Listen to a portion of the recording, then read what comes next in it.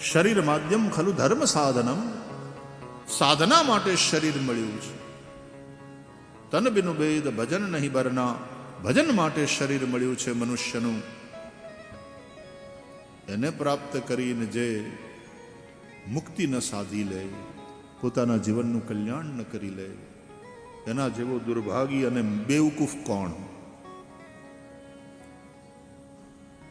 बड़े भाग्य से मानव जन्म मिलता है, देवों को भी दुर्लभ है मानव शरीर. એટલે સંતોએ કહ્યું કે જો આમ તુલના કરવી હોય ને તમારે, દેવ કરતા માણસ થવું વધારે સારું, માણસનું વધારે મહત્વ? બોલે હા, કે તો પછી મનુષ્ય દેવોને શું કામ ભજે? દેવોએ મનુષ્યોને ભજવા જોઈએ.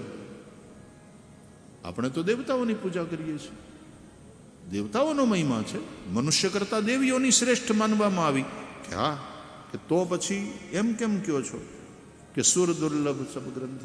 કે એટલા માટે ભાઈ જો સમજાવું, દેવ શરીર એટલે ચાંદી, માનવ શરીર એટલે લોઢું.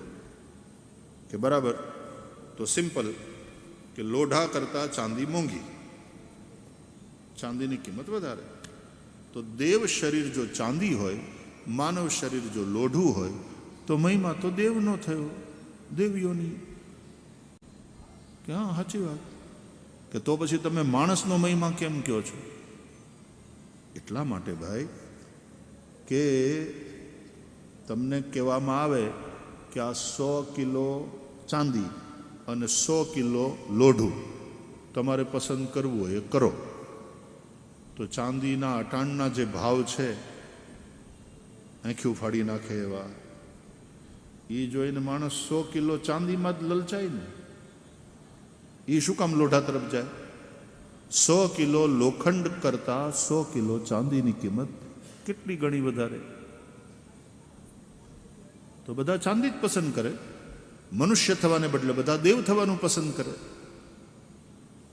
પણ ઉભા રહો, ઉભા રહો. નીચે એક તાજી કલમ લખી છે.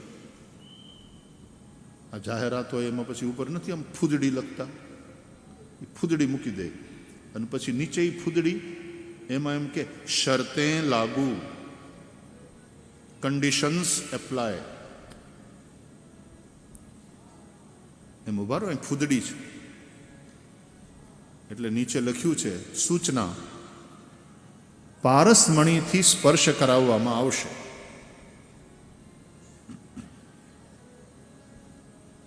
લ્યો, હવે હું પસંદ કરશો, ચાંદી કે લોઢું? બધાને ખબર છે પારસમણીના સ્પર્શથી ચાંદીમાં કાંઈ પરિવર્તન નહીં થાય, પણ જો લોઢાને પારસમણીનો સ્પર્શ થશે તો લોઢું સોનું થઈ જશે. અને પછી 100 કિલો ચાંદી કરતાં 100 કિલો સોનાની કિંમત તો કેટલાય ગણી વધારે. એટલા માટે ભક્તિનો પારસમણી, સત્સંગરૂપી પારસમણી, એ તો મનુષ્યની અંદર પરિવર્તન કરે.